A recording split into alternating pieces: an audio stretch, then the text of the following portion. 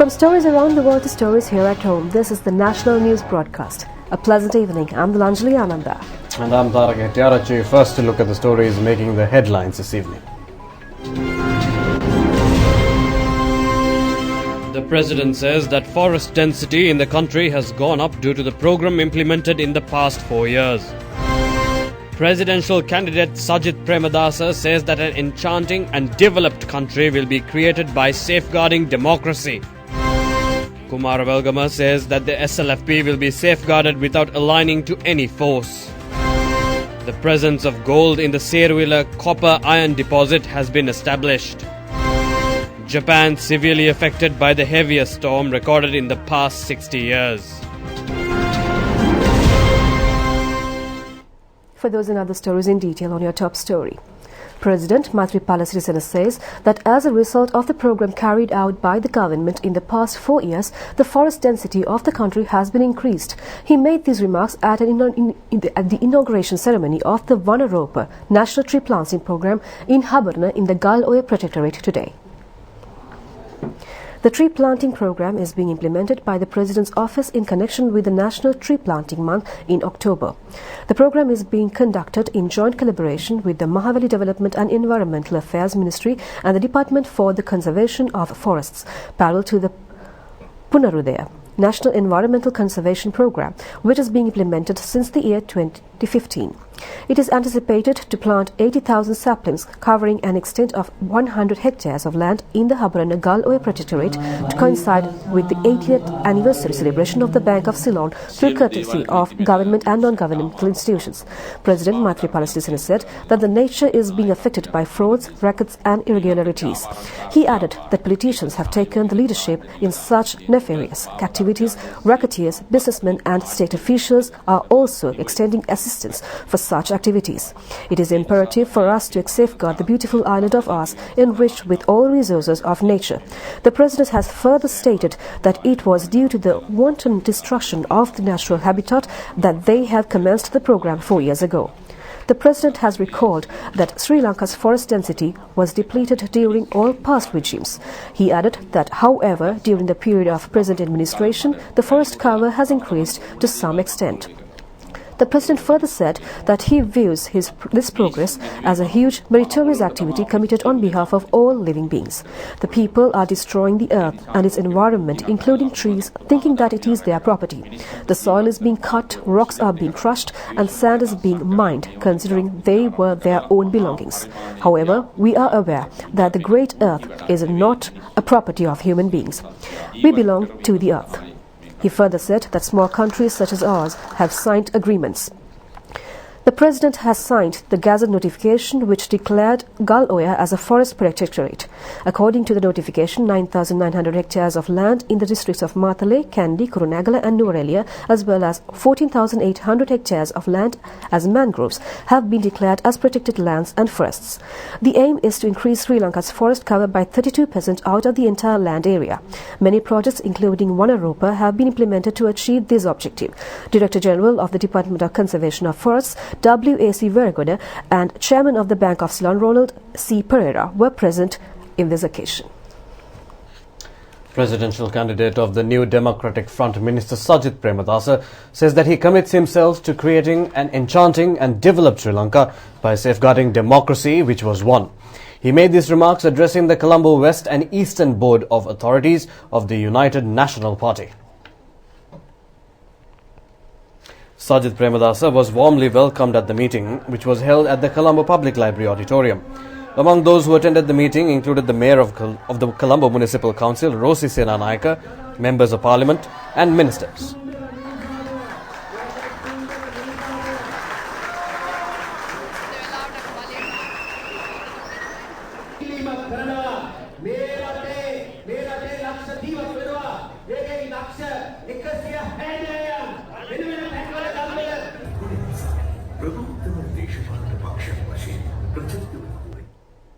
Here are some opinions expressed by presidential candidates. Presidential candidate of the National People's Movement, Maithripala Naika, said that there is a strong need to change the existing political culture. Such a move would fulfill the people's expectations. He further said that they are the only alternative to achieve this aim. He also said that this is a silent revolution within democracy. Maithripala Naika further said that there is a clear disgust among people for party politics. He further said that the people have a strong feeling for a change of the present system. The presidential candidate added that they are confident of emerging victorious to fulfill this ambition of the masses. Presidential candidate of the United Socialist Party, Sirit Tungajayasuriya, said that Gotabaya Rajapaksa has stated that all army personal service sentences will be released. He added that such a statement denotes that fact that there is no judiciary. He further said that the statement clearly illustrates the fact that there is a tendency to rule the country through dictatorship. Commenting on the results of the LPT election, he said that the outcome could not be compared with an island-wide poll. He said that the SLPP won the Pradesh Sabha by a percentage of 55. This showed a decline. He also said that Mahinda Rajapaksa at the final meeting had predicted a 70% turnout for the party. He has questioned as what has happened to 70%. Presidential candidate of the National People's Party, Kumara Velgama, said that the recent attack was attached to the political agenda. It has come to the surface undermining democracy, frauds and corruption.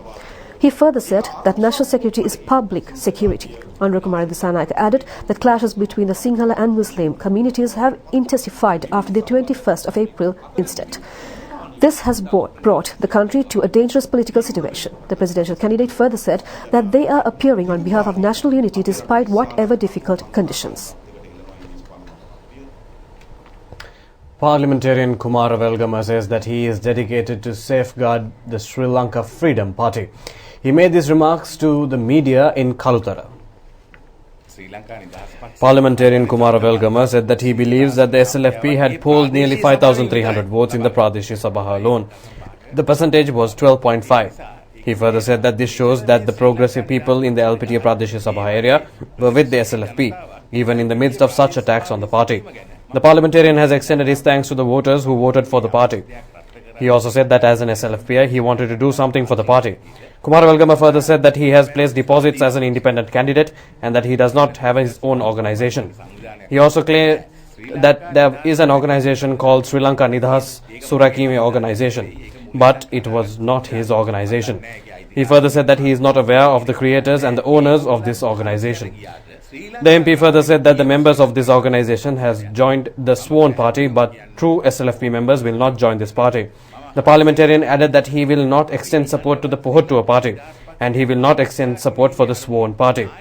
He also said that they will silently engage in extending leadership to the program to safeguard Sri Lanka Freedom Party. Presidential candidate of the New Democratic Front, Minister Sajith Premadasa, says that an extensive program with new legislation to overcome terrorism will be implemented during tenure of his administration.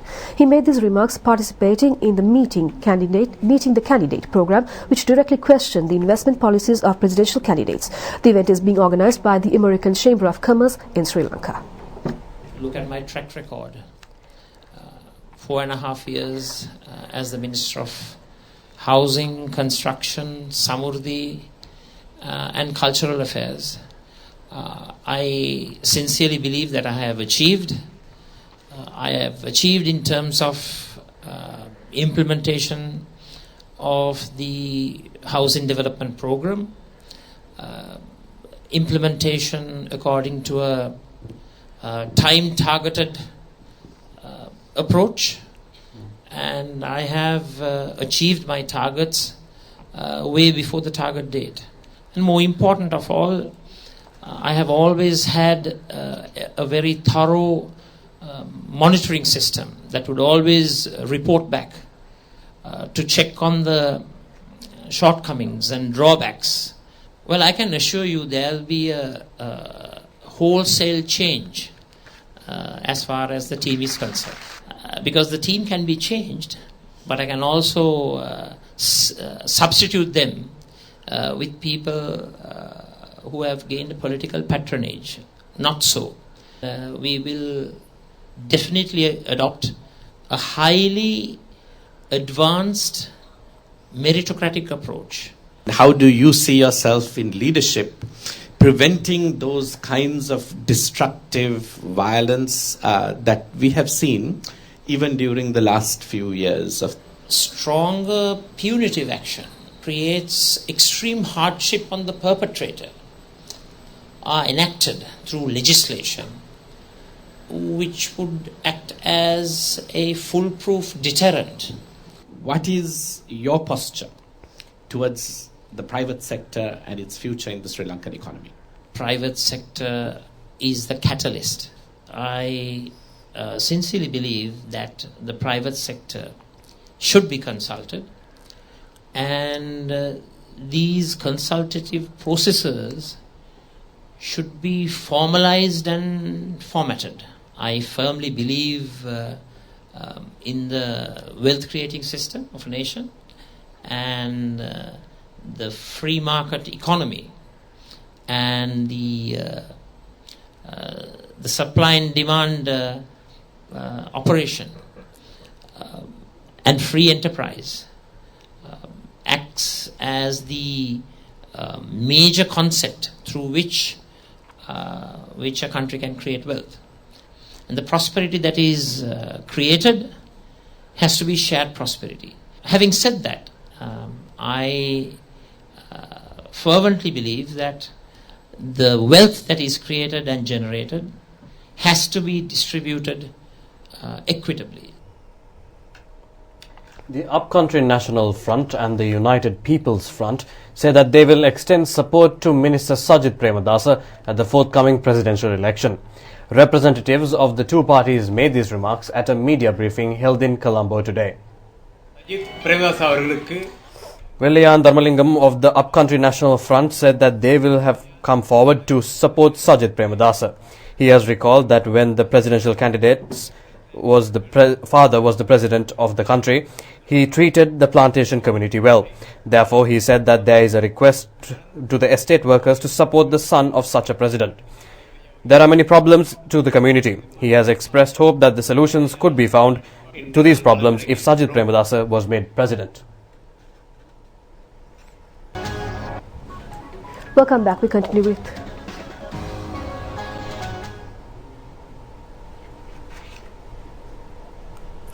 Most Venerable Daul Dinasri Nyanisara Mahanayaka Thera Commemoration Building complex comprising museum and library was declared open today.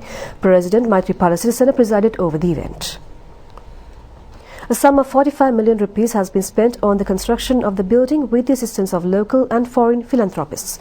It was built under the guidance of Adhikarana Sangha Nayaka Venerable Karagaha Ulpata Sugatananda Thera. The Mahasangha, including Most Venerable Ittepane Dhammalankara Mahanayaka Thera, were present on the occasion. The President inspected the portrait and items used by the late Mahanayaka Thera.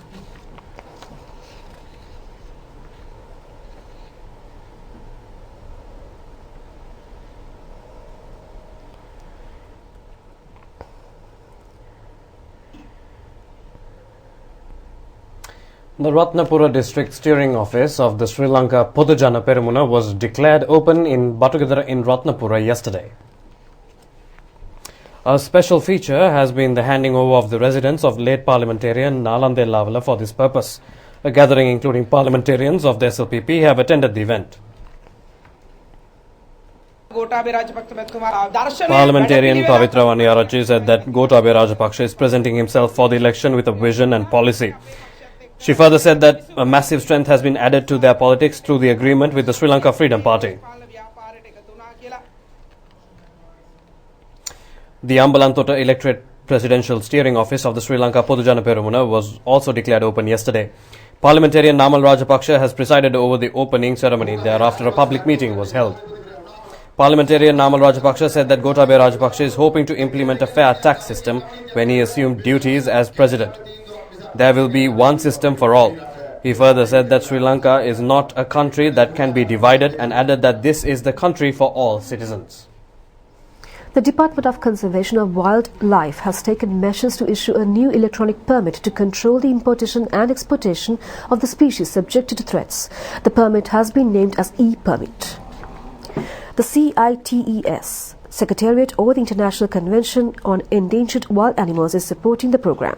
Minister John Amaratunga has presided over the inauguration ceremony of the program at Ceylon Tourist Hotel Management Institute last evening. 183 countries have joined the CITES convention. Sri Lanka entered the agreement in 1979. It was pointed out that through application of electronic methodology in the issuance of CITES permits, it would facilitate actions to control local as well as international racketeering. Another special feature is the provision of ability to exchange information between law enforcement institutions, including Sri Lanka Customs. Sri Lanka has proposed to the United Nations General Assembly for an integrated and balanced approach in the prevention of drug use and abuse. The sentiment was expressed at the third session of the United Nations General Assembly in New York City. Assistant Director of the UN and Human Rights Division of the Ministry of Foreign Affairs, Pramudita Manusingha, has made these observations representing Sri Lanka.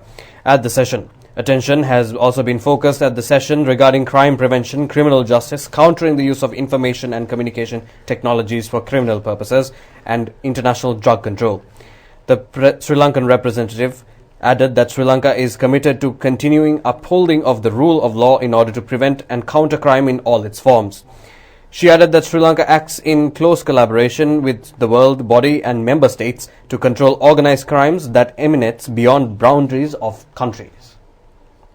Presence of gold in the Serwala copper iron deposit has been established through a joint investigation conducted by the Department of Geological Survey and French Geological Institute. The Serwala copper iron deposit is located in an extent of 100 square kilometers in Block C zone in Aripu, Kollakula. According to the Mahavansha, King Dutugamunu had obtained gold for the construction of the Ruan Valisaya from Serwala deposit. The first preliminary exploration of the deposit was conducted by the Department of Geological Surveys in 1971. The latest investigations were conducted in collaboration with the French Investigation Bureau on Mining and Excavations. According to these observations, it has been found out that the deposit is enriched with 3 million metric tons of material. 40% of the deposit is comprised of iron and 1% of copper. It has been found that gold was also present in the deposit when the samples were analyzed in the foreign laboratory. Normally, gold exists in 4 portions in 1 billion total units. However, it has been found out that portion of gold in the Serwala deposit has exceeded 1,000 units. Investigations have also established the fact that the deposit spreads over an area of 5 square kilometers. It has been pointed out that Serwala deposit with copper, iron and gold mineralization is a main source of investment for economic development of the country.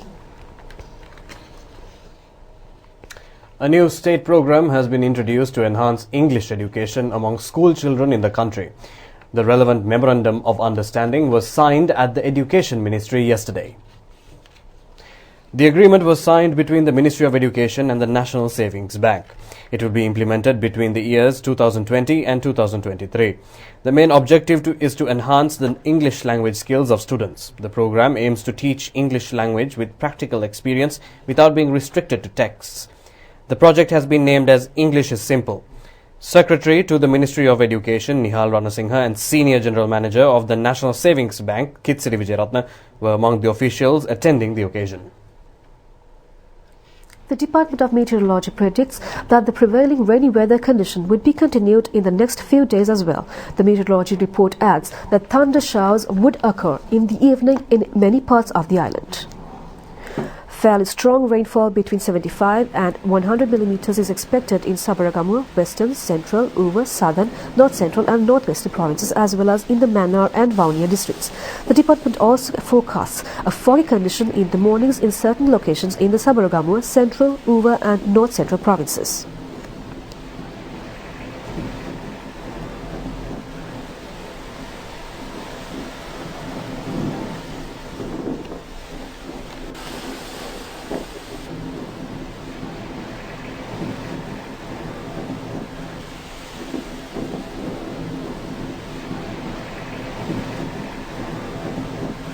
It has reported that the Castlereagh Reservoir was overflowing due to heavy rainfall in the western slopes of the Central Highlands. Water level in the 68,000 acre-feet reservoir was said to have surpassed spill level after a period of 1 year. It has also been reported that water level in the Kalali River has also increased by some extent due to the overflowing of the Vimala Surendra reservoir located at the lower level of the river. That's all the news we have for you tonight. The national news broadcast will return tomorrow, and until then, a very good night to you all. Good night.